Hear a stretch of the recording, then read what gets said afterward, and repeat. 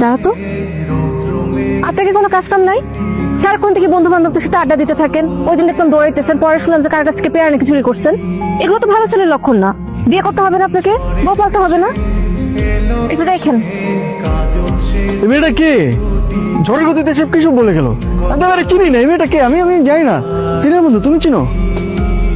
এভাবে আর কতদিন ডুবে ডুবে জল খাবি বলতো? আর একটু সময় দে না আমাকে।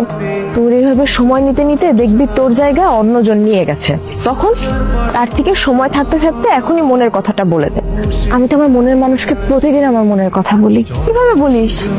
কেন, চিঠি লিখে? ও মাই গড, এই যুগে কেউ চিঠি লেখে? চিঠিতে মনের কথাগুলো যেভাবে লিখে শান্তি পাওয়া যায়, অন্য কোথাও না এভাবে মনের ভাব প্রকাশ করে শান্তি পাওয়া যায় না। তোর চিঠি তোর কাছে পৌঁছায়,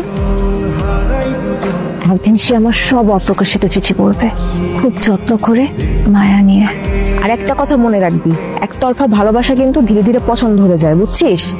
তাই যত তাড়াতাড়ি সম্ভব তোর মনের কথাটা বল। বলবো, তবে তার আগে কিছুদিন ওর মায়া আমাকে ডুবে থাকতে দে। শোন, আজকে কিন্তু তোকে চিঠিটা দিতেই হবে, কোনোভাবেই মিস করা যাবে না।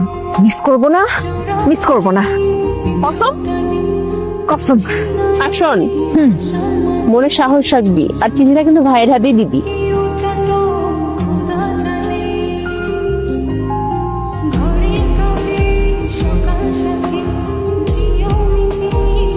কি হয়েছে বলতো? কি হয়েছে মানে?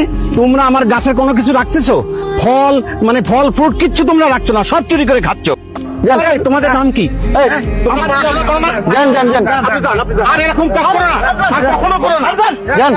আজকে কিন্তু তোকে চিঠিটা দিতেই হবে, আর একদম ভয় পাবি না, আমরা তো আছি। যত সাহস লাগে আমরা ধার দেবে। আচ্ছা, প্রেম করতেছি আমি, পছন্দ আমার, তোরা দুইটা আমার প্রেম নিয়ে এত এক্সাইটেড কেন? এক্সাইটেড হব না? বান্ধবীর প্রেম মানে তো আমাদের আনন্দ, আর বুঝিস না? আর তুই আগে সেটেল হ। আরে জেরিন, কেমন আছো? কোথায় যাচ্ছিলে? ভালো আছি ভাইয়া। আমি তো ঘুরতে বের হয়েছিলাম সবাই মিলে। মামা মামি কেমন আছে? ভালো আছে। আপনি কবে আসলেন? দুদিন হলো আসলাম, কাজের কারণে আসতে পারিনি, তোমাকে দেখতে চলে আসলাম আজকে। আমি তো তোমাদের বাসায় যাবো, চলো তাহলে বাসায় যাই। ঠিক আছে, চলো। চলেন। এরা কারা, বান্ধবী? হ্যাঁ ঠিক আছে। ঠিক আছে, যা তোরা।